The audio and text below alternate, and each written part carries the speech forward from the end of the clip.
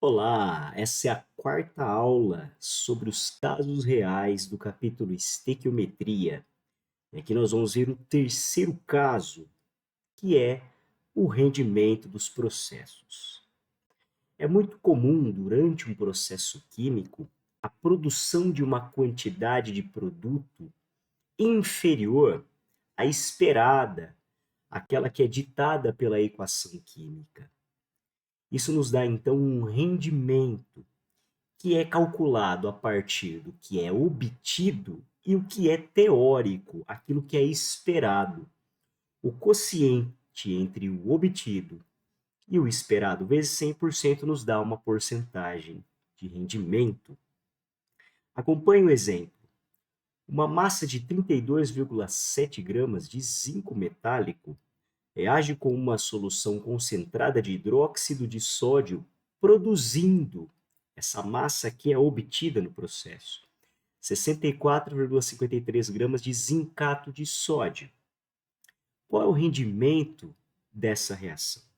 Dadas as massas atômicas e também a equação balanceada.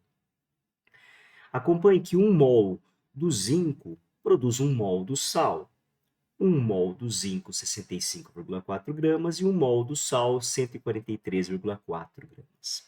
Então, partindo de 32,7 gramas do zinco, é possível obter, teoricamente, no máximo, uma massa do sal de 71,7 gramas. Essa massa é uma massa teórica.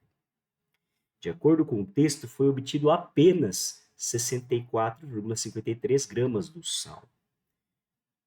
Portanto, 71,7 seria o máximo de rendimento, a massa máxima que poderia ser obtida. O que foi obtido, 64,53 gramas, representa aí 90% de rendimento. E no nosso segundo problema do tema rendimento, nós temos um processo de obtenção de ferro a partir da hematita, considerando a equação não balanceada fornecida. Utilizando-se 4,8 toneladas do minério, que aí é o óxido de ferro, né, representado Fe2O3, e admitindo-se um rendimento de 80% no processo, qual é a quantidade de ferro produzida? Fornecidas as massas atômicas. Então, no primeiro passo, a equação, vamos balancear a equação, e a partir daí nós vamos calcular a quantidade, o teórico, o máximo que pode ser produzido, que é ditado por essa equação química balanceada. 1 mol do óxido gera 2 mols de ferro. 1 mol do óxido com as massas atômicas dá uma massa molar aí de 160 gramas por mol.